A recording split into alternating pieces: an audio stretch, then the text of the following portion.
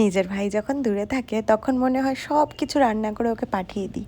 তাই কি করলাম, আমি যখন পিঠে বানানো শিখেছি, কারণ এটা আমার নতুন পিঠে বানানো শেখা, তাই ওর জন্য ঝটপট করে রেডি করলাম। হ্যাঁ, ভাই অনেক দূরে থাকে, বাট ওকে তো পাঠাতে পারবো, রাস্তা তো আছে। তো তারা যদি আন্টি আঙ্কেলের যাওয়ার কথা ছিল শিলিগুড়িতে, তো আমি বলেছিলাম ঠিক আছে তাহলে ভাইকে দিয়ে দিও। তো আনফর্চুনেটলি তারা যায়নি কোনো কারণবশত। তো আমি ঝটপট করে পিঠেগুলো বানিয়ে নিয়েছি। অ্যাকচুয়ালি নতুন শিখেছি না, আমার ভাইকে না দিলে কি হয়নি, কি আর ভাইও তার দিদির হাতের খাওয়া অনেক মিস করছিল, বিকজ ওর অনেক ফেভারেট ওর দিদির হাতের খাওয়া। আমি জানি ভাইও হয়তো কমেন্টে রিপ্লাই করবে। তো সব কিছু ভালোভাবে নিজের মন থেকে, আর এই রেসিপিটা জানো তো আমার নিজের ইনভেন্ট করা রেসিপি, যেটার জন্য আমি প্রাইজ পেয়েছিলাম।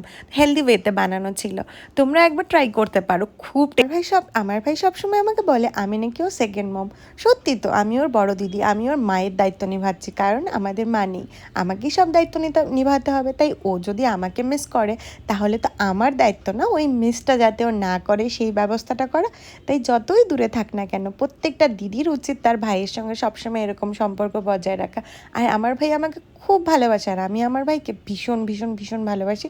আর হ্যাঁ, আমিও ওকে মিস করি, বাট দূরে আছে, ভালোই আছে, নিজের পায়ে দাঁড়াচ্ছে। এতটুকুন তো আমি প্রাউড ফিল করি আমার ভাইয়ের উপর, যে আমি আমার ভাইকে নিজের পায়ে দাঁড়াতে শিখিয়েছি।